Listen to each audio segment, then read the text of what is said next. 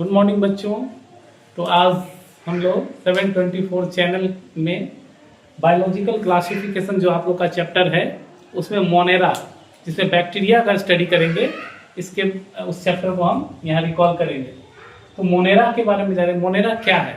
Monera जो है, जब 5 किंगडम सिस्टम क्लासिफिकेशन आपको बताया जाता है तो अलग अलग, जैसे आपको बाइनोमियल नोमेनक्लेचर जो दिया उसमें क्या देखा गया था कि 2 किंगडम सिस्टम क्लासिफिकेशन दिया गया था, एक एनिमल किंगडम सिस्टम और एक प्लांट किंगडम सिस्टम। लेकिन वो क्लासिफिकेशन सभी के बीच डिफरेंस नहीं कर पाया, तो विटेकर साहब ने एक 5 किंगडम सिस्टम क्लासिफिकेशन को अडॉप्ट किया। 5 किंगडम सिस्टम क्लासिफिकेशन में प्रोकैरियोट को यूकैरियोट को अलग अलग बांट दिया गया। प्रोकैरियोट में जैसे मोनेरा आ गया, Monera, protista, fungi, algae, animalia and plant kingdom, ये सब आता है। तो 5 किंगडम है। तो उसमें सर्वप्रथम हम मोनेरा के बारे में पढ़ेंगे। इसमें मोनेरा प्रोकैरियोट जितने ऑर्गेनिज्म हैं प्रोकैरियोट का, वो इंक्लूसिवली मोनेरा में आएंगे। इसके बाद जो आएंगे प्रोटिस्टा में वो यूकैरियोट्स आएंगे। और प्रोकैरियोट जैसे कि हम लोग जानते हैं बैक्टीरिया, वो मोनेरा में आता है। तो बैक्टीरिया का क्लासिफिकेशन, बैक्टीरिया का कैरेक्टर, बैक्टीरिया का इसका रिप्रोडक्शन और इसके टाइप्स और सारा चीज हम इसमें डिस्कस करेंगे। और नेक्स्ट हम बैक्टीरिया से होने वाले डिजीजेस, बैक्टीरिया से होने वाले फायदे, क्योंकि हमारे चारों ओर इन्वायरमेंट में बैक्टीरिया है। अभी जो हम सांस ले रहे हैं इसमें भी बैक्टीरिया है, हम जो पानी पी रहे हैं उसमें भी बैक्टीरिया है, यहाँ तक कि हमारे इंटेस्टाइन में भी बैक्टीरिया है। वो बैक्टीरिया हमारे यूजफुल है, जैसे ई कोलाई, एस्केरिचिया कोलाई है, और एक ई कोलाई जो बीमारी भी पैदा करता है। तो कुछ जो है हमारे डाइजेशन में हेल्प करता है। आपके डेली रूटीन में जो बैक्टीरिया है, जैसे दही जमाते हैं तो उसमें एक लैक्टोबैसिलस बैक्टीरिया आपने सुना होगा, जो दही जमाने का काम करता है। तो इसी तरह हमारे लाइफ में बहुत सारे बैक्टीरिया ऐसे हैं जो यूजफुल हैं, जिनका ह्यूमन यूज करते हैं। ब्रेड, बेकरी वगैरह में भी हम लोग उसका यूज करते हैं। तो अब देखा जाए तो मोनेरा के बारे में हम लोग जानेंगे। सर्वप्रथम मोनेरा, इसके मेंबर्स कौन हैं? तो इसके मेंबर बेसिकली बैक्टीरिया हैं। Bacteria are the sole member. Sole member का मतलब अकेला एक मेंबर, क्योंकि प्रोकैरियोट है और प्रोकैरियोट में बैक्टीरिया जो है सो मोनेरा का सोल मेंबर है। इस लाइन को आप लोग समझ लीजिए। नेक्स्ट प्रोकैरियोट आप लोग को समझ में आ रहा है बच्चों? प्रोकैरियोट मतलब 2 तरह का ऑर्गेनिज्म, एक प्रोकैरियोट, एक यूकैरियोट। प्रोकैरियोट किसको कहते हैं? प्रोकैरियोट इसको कहते हैं जिसमें कोई मेम्ब्रेन बाउंड ऑर्गेनिल प्रेजेंट रहता है। नहीं, मेम्ब्रेन बाउंड ऑर्गेनिल प्रेजेंट नहीं रहता है। जैसे कि अगर माइटोकॉन्ड्रिया में क्या होता है? मेम्ब्रेन है, डबल मेम्ब्रेन, ये मेम्ब्रेन बाउंड ऑर्गेनिल है। क्लोरोप्लास्ट में क्या है? मेम्ब्रेन बाउंड ऑर्गेनिल है। राइबोसोम क्या है? मेम्ब्रेन बाउंड ऑर्गेनिल नहीं है। राइबोसोम में ये डॉट लाइक स्ट्रक्चर, जैसे ये इसमें मेम्ब्रेन नहीं होता, तो मेम्ब्रेन लेस स्ट्रक्चर है। तो प्रोकैरियोट वैसे ऑर्गेनिज्म जिसे मेम्ब्रेन बाउंड ऑर्गेनिल नहीं होते हैं, प्रोकैरियोट होते हैं। न्यूक्लियस प्राइमेटिव टाइप होते हैं। ये बात ध्यान देने वाली बात है बच्चों। बैक्टीरिया के केस में हम लोग न्यूक्लियस जो पढ़ेंगे वो प्राइमेटिव टाइप है, प्रिमिटिव टाइप है। और हम लोग में एक चीज आप देखिए, डीएनए जो है सो कंप्लीट होता है। यूकैरियोट में डीएनए कंप्लीट होता है। डीएनए कंप्लीट होने का मतलब है कि डीएनए में प्रोटीन नेकेड नहीं होता है, वो हिस्टोन प्रोटीन होता है उसमें। और बैक्टीरिया के यानी प्रोकैरियोट के डीएनए में वो हिस्टोन प्रोटीन नहीं होता है। याद रखो बच्चों, हिस्टोन प्रोटीन वो प्रोटीन नहीं होता है डीएनए में, जिसके कारण उसे क्या कहते हैं? Naked DNA. ये टर्म आप लोग को याद रखना, नेकेड डीएनए का मतलब है कि उसमें हिस्टोन प्रोटीन नहीं है। और ऐसा किसमें होता है? प्रोकैरियोट में। तो बच्चों इसलिए प्रोकैरियोटिक सेल में, बैक्टीरियल सेल में जो न्यूक्लियस होता है वो न्यूक्लियस जैसा नहीं होता है, क्योंकि न्यूक्लियस में क्या होता है? न्यूक्लियर मेम्ब्रेन होता है, उसके अंदर न्यूक्लियोप्लाज्म होता है, क्रोमैटिन होता है। तो ये सब नहीं होता है, लेकिन न्यूक्लियस जैसा एक एरिया बना होता है। जब हम बैक्टीरियल सेल देखेंगे, बैक्टीरियल सेल का कलर देखेंगे, एक स्ट्रक्चर देखेंगे, तो उसमें हमें समझ में आएगा कि न्यूक्लियस के जैसा एक एरिया है। तो न्यूक्लियस नहीं, न्यूक्लियस के जैसा, तो उसको क्या कहेंगे? न्यूक्लियोइड। इसको क्या कहेंगे? न्यूक्लियोइड। न्यूक्लियोइड, बैक्टीरिया नहीं, बैक्टीरिया के जैसा, दैट इज बैक्टीरियोइड। ये वाइड जो टर्म लगता है ये उसके जैसा, कंप्लीट उसके जैसा नहीं।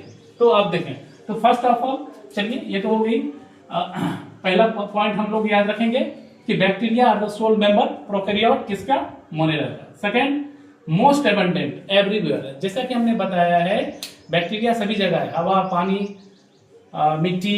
एक थोड़ा सा मिट्टी अगर आप ले लीजिए उसमें हजारों असंख्य बैक्टीरिया उसमें आपको मिल जाएंगे, तो हर जगह है, एबंडेंट है।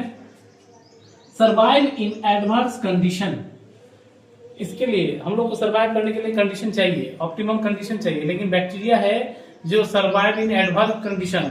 अगर माइनस से भी बहुत ज्यादा नीचे टेम्परेचर है या हॉटेस्ट टेम्परेचर है, ग्लेशियर है, ज्वालामुखी एरिया है, वहां भी कहीं भी एडवर्स से एडवर्स कंडीशन में बैक्टीरिया सरवाइव करता है, ये इसकी खासियत है। शेप, अब हम आते हैं शेप पे, इसका शेप कैसा होता है।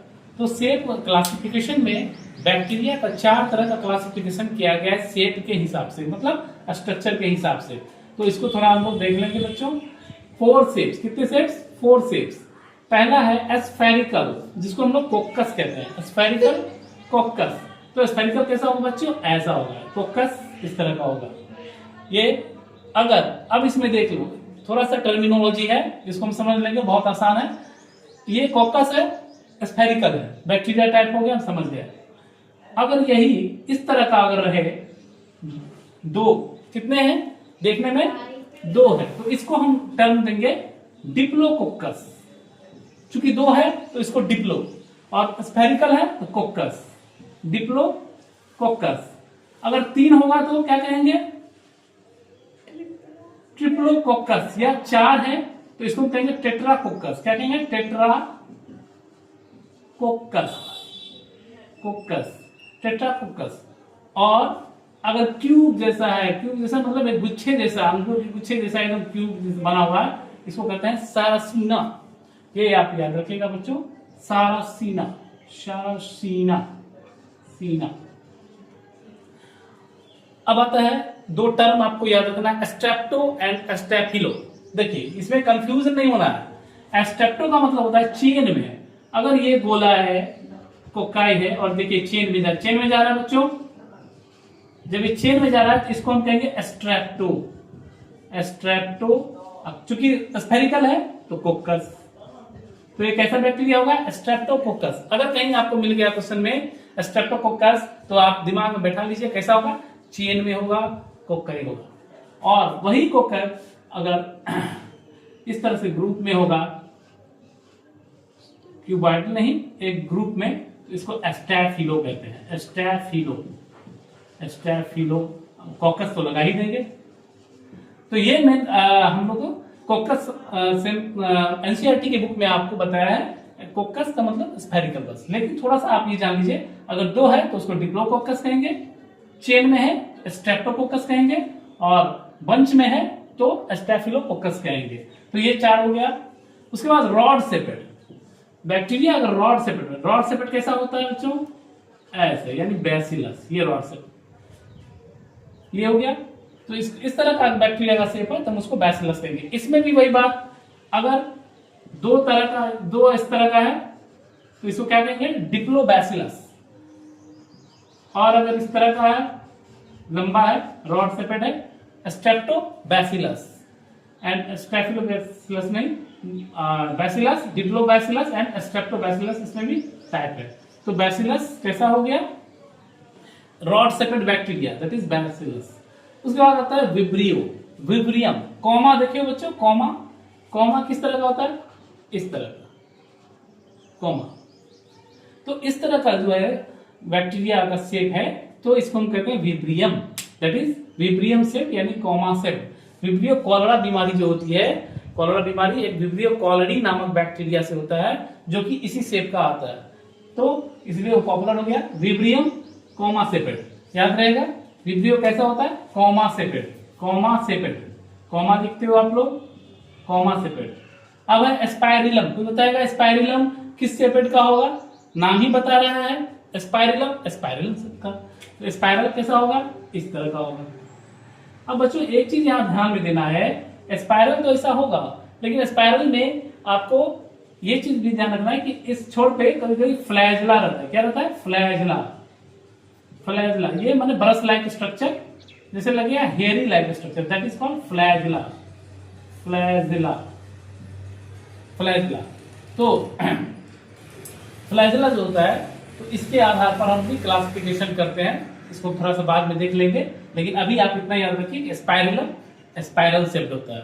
तो चार तरह के शेप्ड हो गए बच्चों, एक spherical shape, coccal shape, rod shaped यानी बैसिलस, विब्रियो यानी कॉलरा शेपेड, स्पाइरलम मतलब स्पाइरल शेप। अब आते हैं हम लोग नेक्स्ट पॉइंट क्या है? Simple structure and complex behaviour. Bacteria है तो देखने में प्रोकैरियोट एक ही सेल का, सिंपल है, इसमें ज्यादा ऑर्गेनाइजेशन नहीं है, यूकैरियोटिक सेल की तरह, एनिमल सेल की तरह, ह्यूमन सेल की तरह, प्लांट सेल की तरह, लेकिन कॉम्प्लेक्स बिहेवियर, काम सारा करता है, रिप्रोडक्शन करता है, अपना मेटाबॉलिज्म है, इसका बहुत कॉम्प्लेक्स मेटाबॉलिज्म है।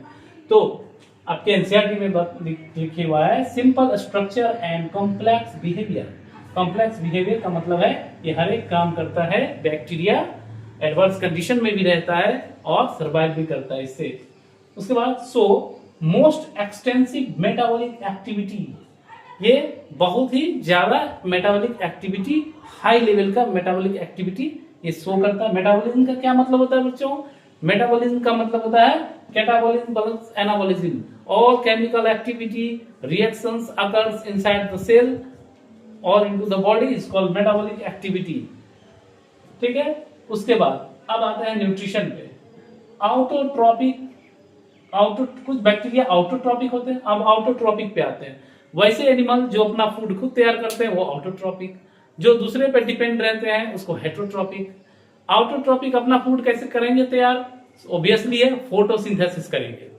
तो जो ऑटोट्रॉपिक होंगे वो फोटोसिंथेसिस करेंगे। कैसे करेंगे? सनलाइट से करेंगे, एयर में वाटर है उससे करेंगे, लेकिन जरूरी नहीं है कि उसी से किया जाए। फूड का फॉर्मेशन केमिकल से भी किया जाता है, केमिकल को भी अपना फूड फॉर्मेशन के लिए यूज करते हैं। अगर एनऑक्सीजनिक कंडीशन है, ऑक्सीजन ही नहीं है, वहां पे भी उसको अपना सर्वाइव करना है, फोटोसिंथेट वो क्या करता है? फूड बनाएगा। तो कैसा बैक्टीरिया होगा वो? कीमोसिंथेटिक आउटोट्रॉप। यहां देखेंगे बच्चों, कीमोसिंथेटिक आउटोट्रॉप, इसका मतलब केमिकल से वो अपना फूड खुद तैयार करता है।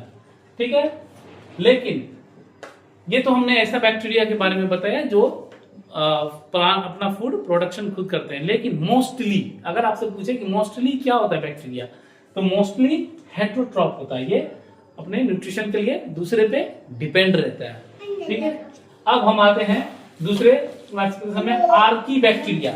इसको ध्यान से देखेंगे बच्चों, आर्की बैक्टीरिया, इसके बारे में आप जान लीजिए। आर्की बैक्टीरिया का दूसरा नाम है, आर्की बैक्टीरिया का दूसरा नाम है क्या है? Ancient bacteria. इसको ध्यान से पढ़ेंगे बच्चों, एंशिएंट बैक्टीरिया मतलब प्राचीन बैक्टीरिया। ये प्राचीन क्यों है? क्योंकि ये प्राचीन समय से सर्वाइव किया हुआ है। कैसा भी कंडीशन में डाल दो, उबलते हुए पानी में डाल दो, खौलते हुए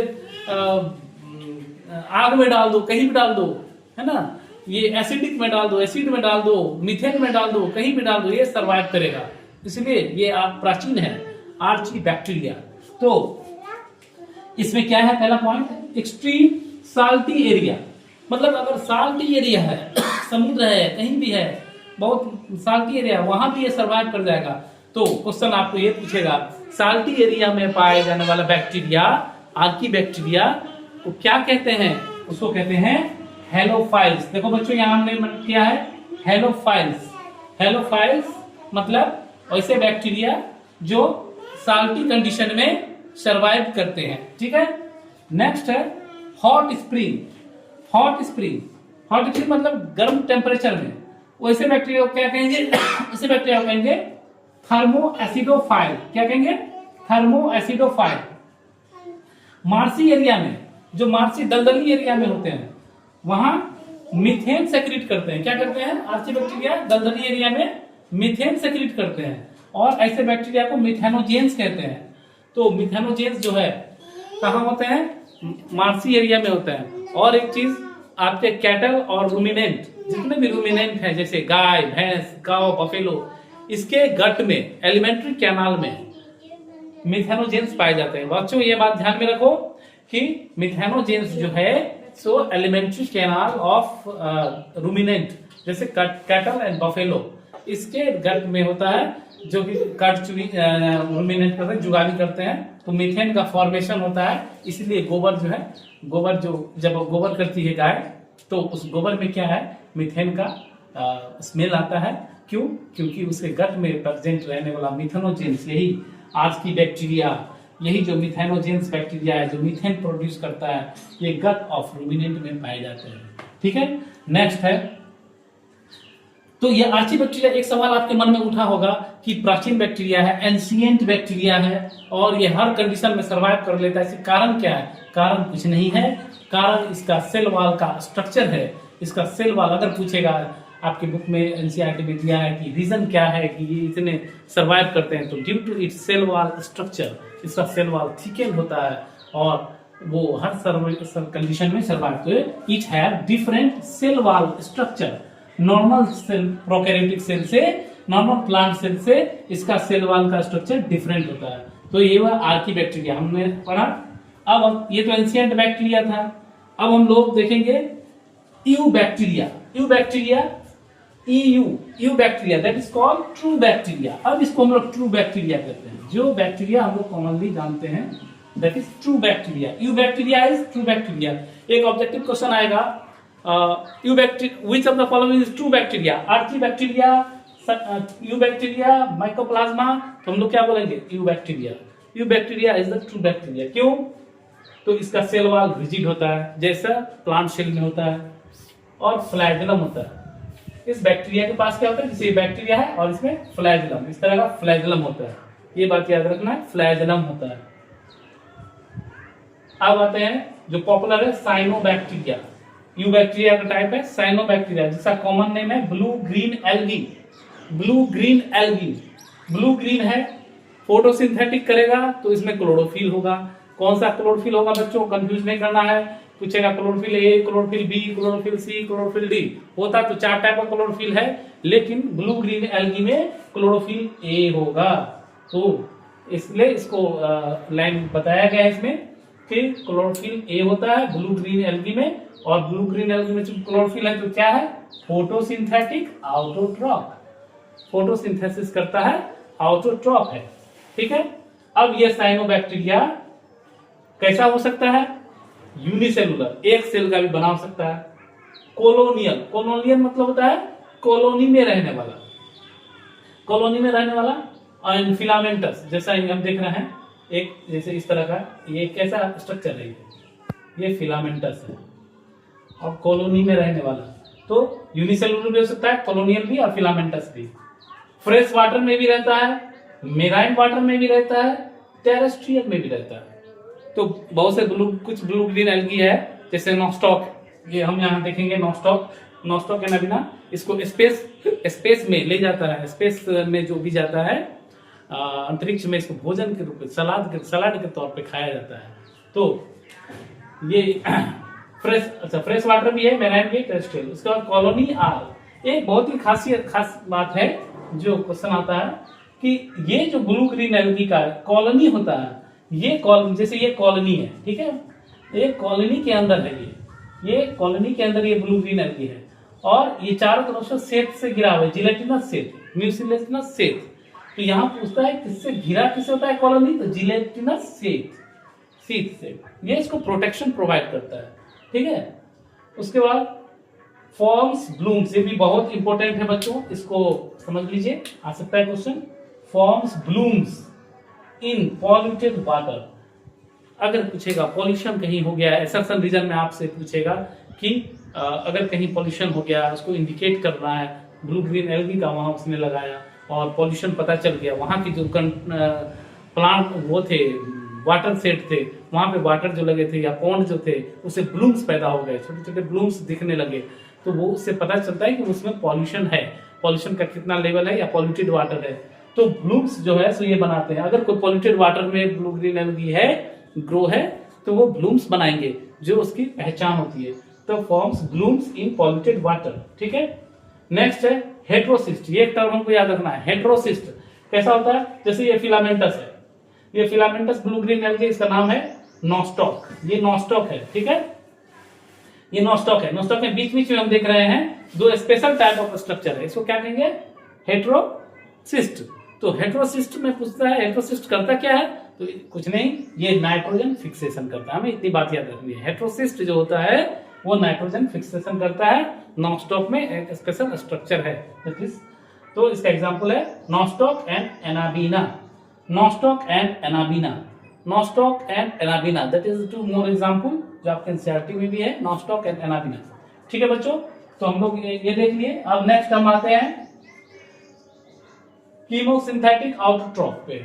अभी हम लोग इसे पढ़े थे, फोटो ऑटोट्रॉपिक पढ़े थे कि जो सनलाइट से फोटोसिंथेसिस करके अपना फूड तैयार करता है वो बैक्टीरिया। अब है केमिकल से, सनलाइट नहीं है तो केमिकल से करेगा।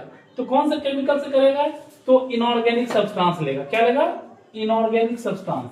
इनऑर्गेनिक सब्सटेंस में नाइट्रेट, नाइट्राइट, अमोनिया। एक कॉमन सा क्वेश्चन है कि प्लांट जो है सो नाइट्रोजन किस फॉर्म में लेता है, नाइट्रेट।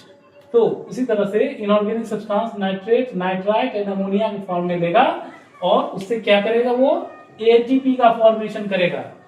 फोटोसिंथेसिस में भी तो यही होता है, जो फोटोसिंथेसिस में हम लोग सनलाइट लेते हैं, प्लांट सनलाइट लेती है, वाटर लेता है, ऑक्सीजन, और उससे एनर्जी किस फॉर्म में बनाता है, ATP, adenosine triphosphate, that is energy currency of the cell. तो इसके बाद तो ये तीन नाइट्रेट, नाइट्राइट एंड अमोनिया से बनाता है कौन सा, कीमोसिंथेटिक ऑटोट्रॉप। नेक्स्ट है, तो ये क्या करेगा, जब इनऑर्गेनिक सब्सटेंस से करेगा तो इसका मेजर रोल होता है इकोनॉमी, इसमें इकोलॉजी में, play great role in recycling nutrient like nitrogen, phosphorus, iron, sulphur.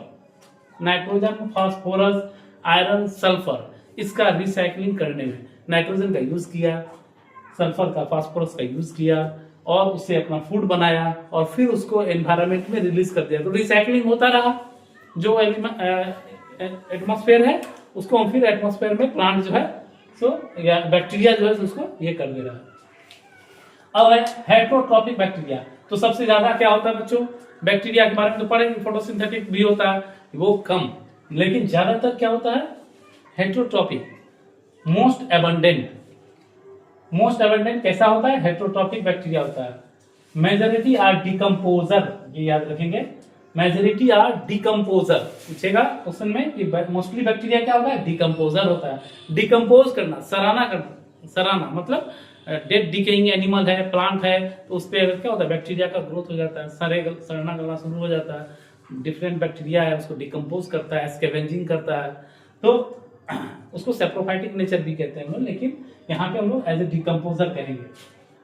और बात ह्यूमन डिजीजेस, अगर आदमी के लिए फायदेमंद है बहुत सी चीज में, तो बीमारी भी पैदा करता है। जैसे कुछ नाम बता सकते हो बच्चों बीमारी का, जैसे कॉलरा, विब्रियो कॉलरा जो बताया, विब्रियम से, टाइफॉइड, साल्मोनेला टाइफोसा बैक्टीरिया से होता है, और बैक्टीरिया बहुत सारे, टीबी का बीमारी सुना है तुमने, ट्यूबरकुलोसिस किससे होता है, माइकोबैक्टीरियम, बैक्टीरियम ट्यूबरकुलोसिस, ट्यूबरकुलोसिस से टीबी का बीमारी हो जाता है।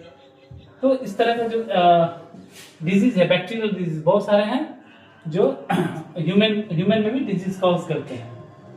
उसके बाद आते हैं रिप्रोडक्शन पे, क्योंकि रिप्रोडक्शन किस, फिजन मतलब एक से दो हो जाना, बाइनरी फिजन। फिजन में भी बाइनरी फिजन, एक बैक्टीरिया है इससे डिवाइड करके दो बन गया, दैट इज बाइनरी फिजन। पूछेगा common mode of reproduction bacteria क्या है, that is fission, binary fission.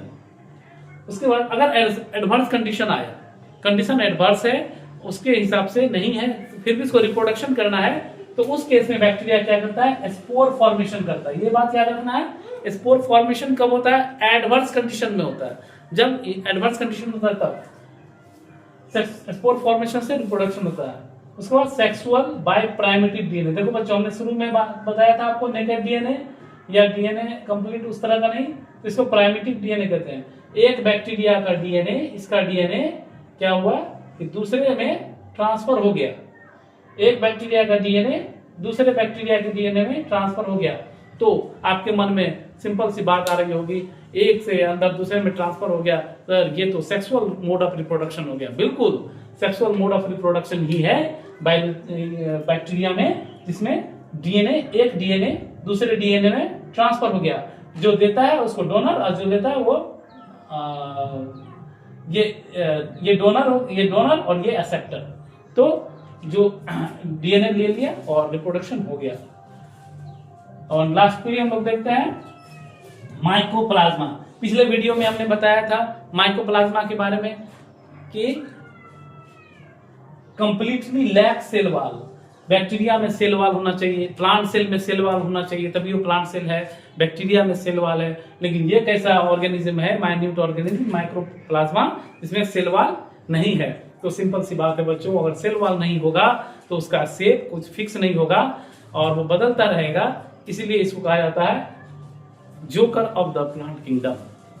Joker मतलब अपना शेप साइज बदलता रहता है। पीपीएलओ लाइक ऑर्गेनिज्म है, यानी पीपीएलओ प्लूडो निमोनिया लाइक ऑर्गेनिज्म, ये अपना शेप बदलता रहता है। तो ये माइकोप्लाज्मा है।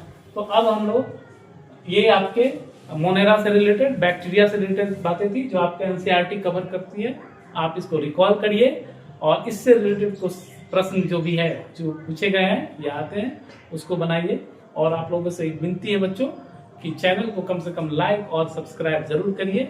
इससे हमें मोटिवेशन होता है और हमें अच्छी कंटेंट लाने, अच्छी टॉपिक जो आपके एग्जाम्स के लिए काफ़ी मददगार साबित हो, इस वजह से कंटेंट हम ला सके। इसके लिए चैनल को सब्सक्राइब और लाइक करना मत भूलिए। धन्यवाद। और इसके नोट कर लीजिए आप लोग। Thank you.